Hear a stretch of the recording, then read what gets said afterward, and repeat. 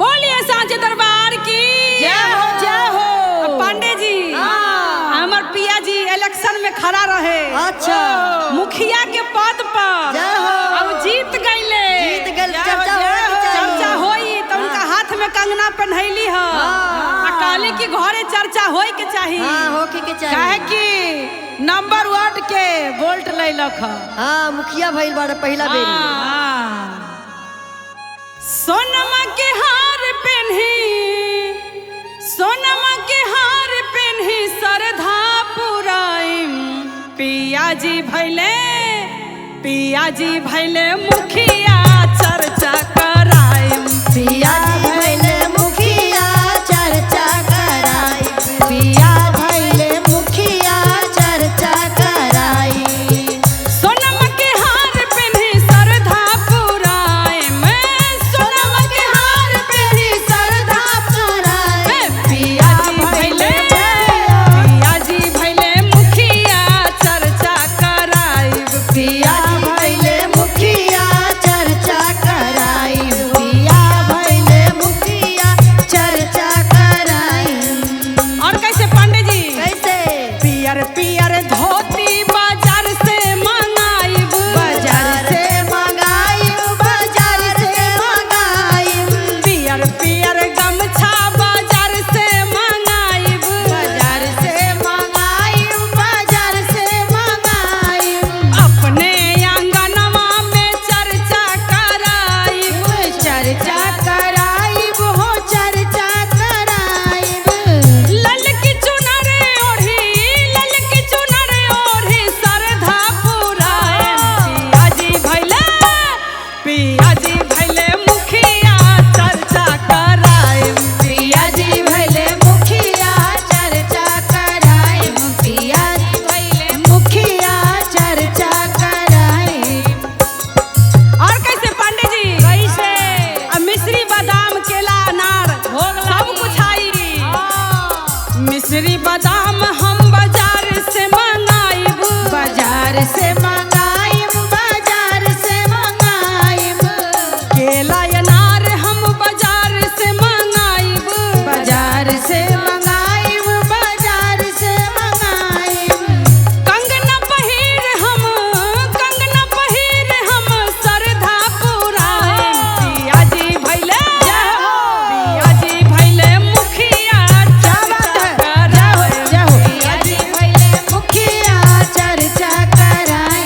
पिया जी भइले मुखिया चर्चा कराई। पिया जी भैले मुखिया चर्चा कराइब। पिया जी भइले मुखिया चर्चा कराई। पिया भइले मुखिया चर्चा कराई। पिया भइले मुखिया चर्चा कराई। बोलिए सांचे दरबार की जय हो। चर्चा जय हो, जय हो। हो गई चर्चा। आई हम नीरज प्रिया अपन सब श्रोता समाज के लोग के चरणों में प्रणाम करतनी। शिव गुरु के चरणों में प्रणाम करतनी। नीलम दीदी हरेंद्र भैया के चरणों में प्रणाम करतनी। श्रीधाम भक्ति में बहुत सुंदर सुंदर शिव चर्चा के आयोजन भइल बा। आशा ना बल्कि पूरा भरोसा बा, पूरा विश्वास बा कि रउआ लोग के ढेर सारा प्यार, ढेर सारा आशीर्वाद मिली। आई एक सुंदर भजन के साथ। भंगिया धतुरा वाह के लहरे पतिया। जय हो। भंगिया धतुरा वाह के लहरे पतिया। ए जी कैसे कहे के बा? कैसे? अरे भंगिया धतुरा वाह के लहरे पतिया। आ तनी फेरी ना नजरिया बाबा हमरी ओरिया। तनी फेरा ना ए सिंगिया हमारी ओरिया। आ तनी फेरी ना नजरिया बाबा हमरी ओरिया। तनी फेरी ना नजरिया बाबा हमरी ओरिया। भंगिया धतुरा वाह के लहरे पतिया। ए हो भंगिया धतुरा के लहरे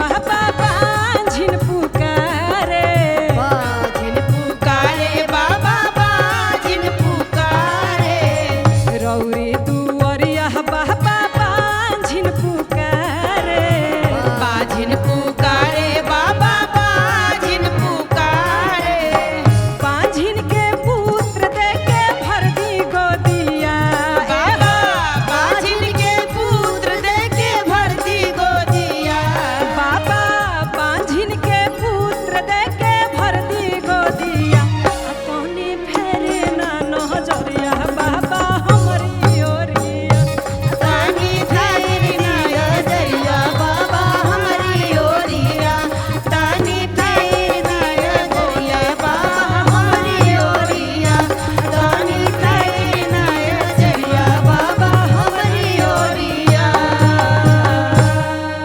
प्रेम से बोलो शिव गुरु भगवान की जय हो। नीलम दीदी की, हरेंद्र भैया की जय। बोल शिव गुरु भगवान की जय हो। नीलम दीदी हरिंदर भैया के प्यार की देखिए शिव चर्चा होता कहाँ होता मौसी घरे आ वही में हम पूनम पांडे आयल बा मौसी घरे चर्चा करे खातिर आ सब आयल बा कैमरामैन भी आयल बा फोकस करता तो देखी दुनिया में अमीर गरीब सब बा आ सभी सोचता जी हम अपना घर में चर्चा कराई चाहे मातबर होई चाहे गरीब होई सबके शौक लागता जी हम घरे में चर्चा कराई तो कहे के बा कैसे हो देखली नजर से अपना हम अरे देखली नजर से अपना रत भोला के सपना देखली नजर से अपना रत भोला के सपना देखली नजर से अपना हम रत भोला के सपना देखली नजर से अपना हम रत भोला के सपना देखली नजर से अपना हम रत भोला के सपना आई है गुरु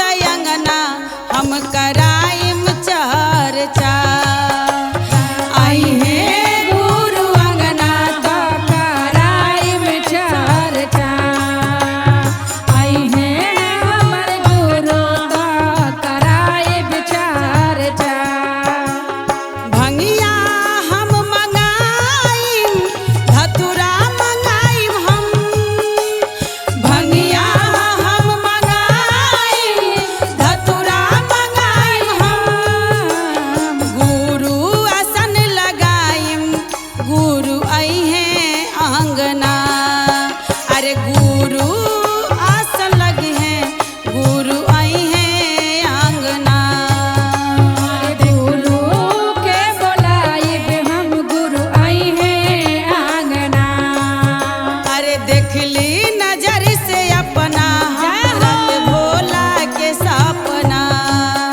और देखली नजर से अपना हम भोला के सपना और कहे के बा कैसे राजू बाबा बोलाइम आलम भैया बोलाइम राजू बाबा बोलाई आलम भैया बोलाई सब शिष्या लोग बुलाइम कराइम चर्चा सब शिष्या लोग बुलाइम हम कराइम चर्चा रत देखली नजर से अपना रत भोला के सपना रत देखली नजर से अपना रत भोला के सपना रत देखली नजर से अपना रत भोला के सपना रत देखली नजर से अपना रत भोला के सपना प्रेम से बोले साचे दरबार की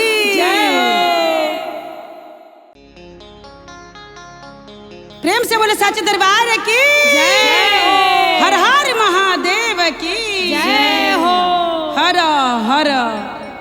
दुख हर हे महादेव, जय हो कष्ट हर। महादेव, जय शिव गुरु।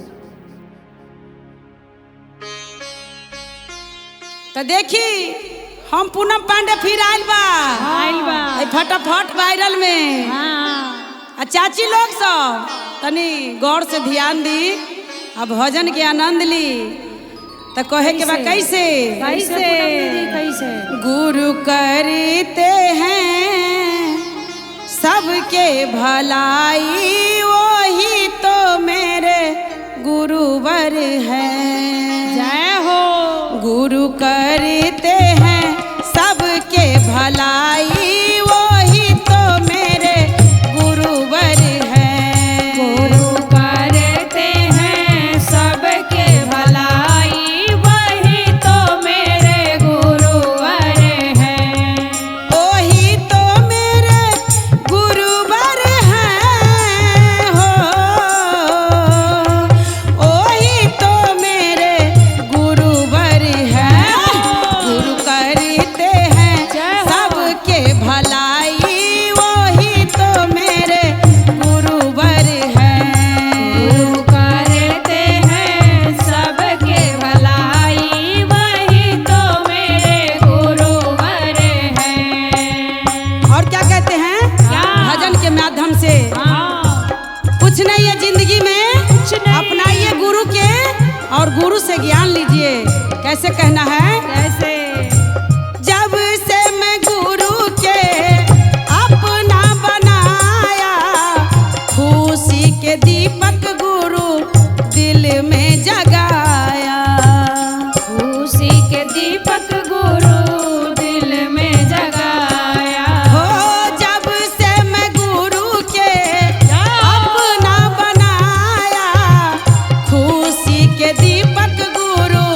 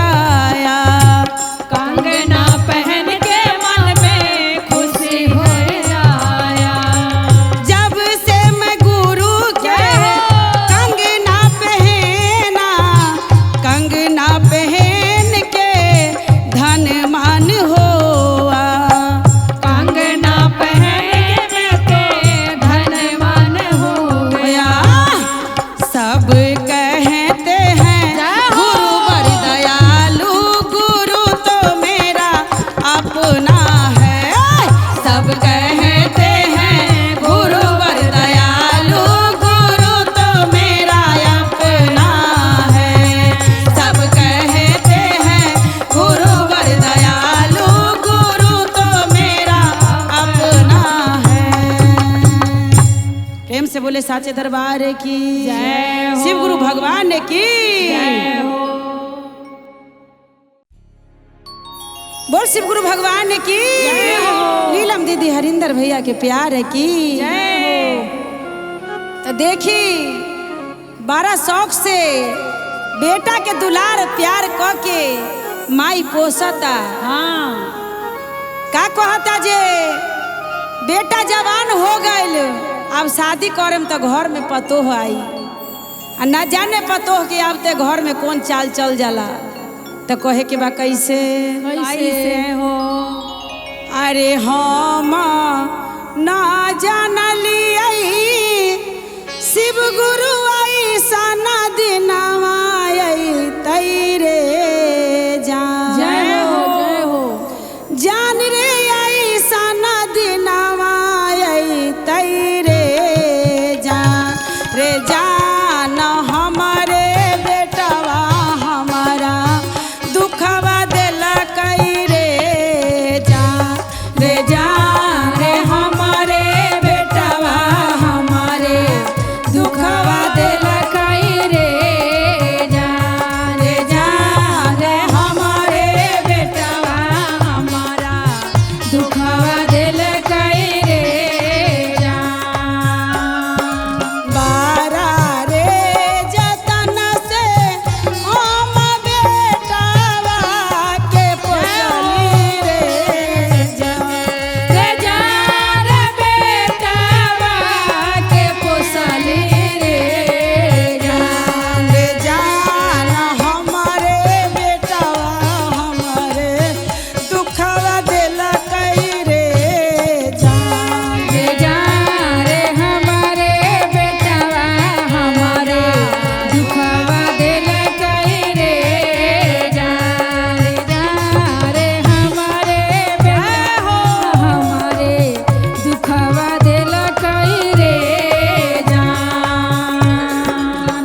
देखी हाँ माई बाप बड़ा कठोर से बाल बच्चा के पोसता हाँ लेकिन अंत समय में का हो जाला कोई न साथ पता देवेला। नइखे। केहू नहीं के जानत कलजुग तो कहे के बा कैसे कैसे बारा रे जतन से हम बेटा के बियाहली रे जान रे जान बेटा के बियाहली रे जान। रे जान रे बेटा के बियाहली रे जान रे जान बेटा के बियाहली रे जान। रे जान जाइबे पतोहिया अलग कई देला कई रे जान रे जान रे के पटोहिया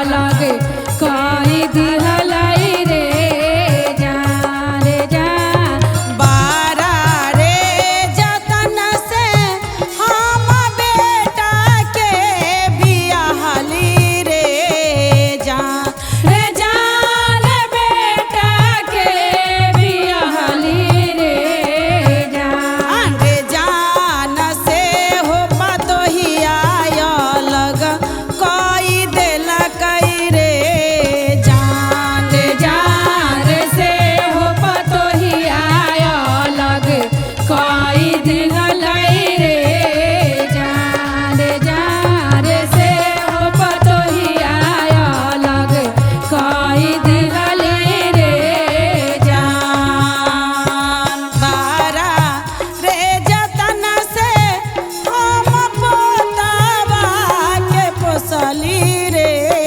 जान रे जान पोतावा के पोसली रे जान। रे जान से हो रे पोतावा छीनी मोर पतोहिया रे जान रे जान से हो रे पोतावा छीनल के मोर पतोहिया रे जान रे जान से हो रे पोतावा छीनल के मोर पतोहिया रे जान। बोल शिव गुरु भगवान की जय हो। बोल शिव गुरु भगवान की जय हो। तो आई हाँ ढेर सारा दीदी बैठल बारी, हाँ भैया लोग बैठल बा। हाँ आ दुनिया के कैसन रीत बा, सब कहता हमरा 4 गो बेटा बा, हमरा 3 गो बेटा बा।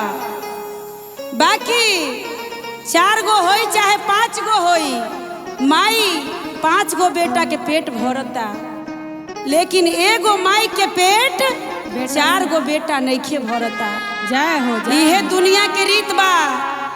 तो तनी भजन सुनी, अगर अच्छा लागी तो दीदी चाची काकी सब तनी गाना के प्यार आशीर्वाद बढ़िया से देम। तो कहे के बा कैसे कैसे हो पूनम दी? 4 गो के पोस देली, दूधावा पिलाई के। 4 गो के पोस देली, दूधावा पिलाई के। 4 गो से पेट नहीं भरे एगो माई के।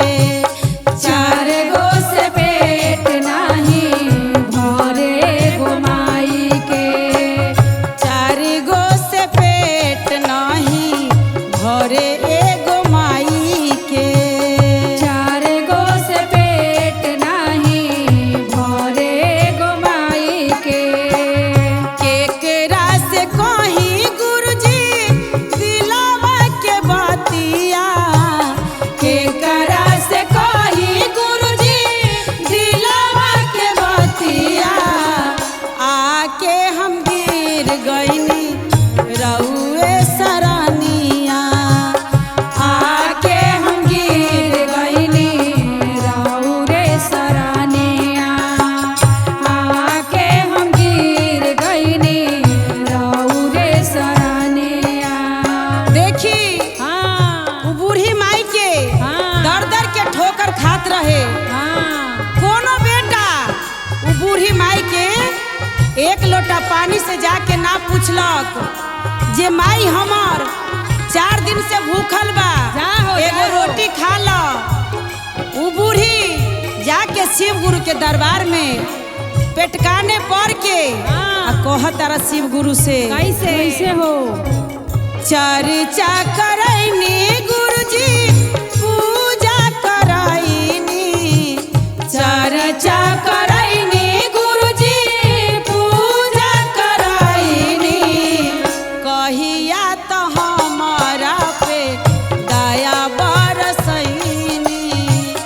कहियो न गुरु हम पे दया बरसैनी। कबहू त गुरु हम पे दया बरसैती। 4 गो के पोस देली, दूधवा पिलाई के। 4 गो के पोस देली, दूधवा पिलाई के। 4 गो से पेट नहीं भरे एगो माई के। 4 गो से पेट नहीं भरे एगो माई के। 4 गो से पेट नहीं भरे एगो माई के। 4 गो से पेट नहीं भरे एगो माई के। इहे रीत बा दीदी सब अपना अपना शरीर पर ध्यान करे। आजकल बेटा पर कोनो भरोसा नहीं खे, नहीं खे। जे बेटा कबो ना होई आ ना अपनाई। कलयुग ह पूनम हर दीदी, ये महादेव। हकीकत बा।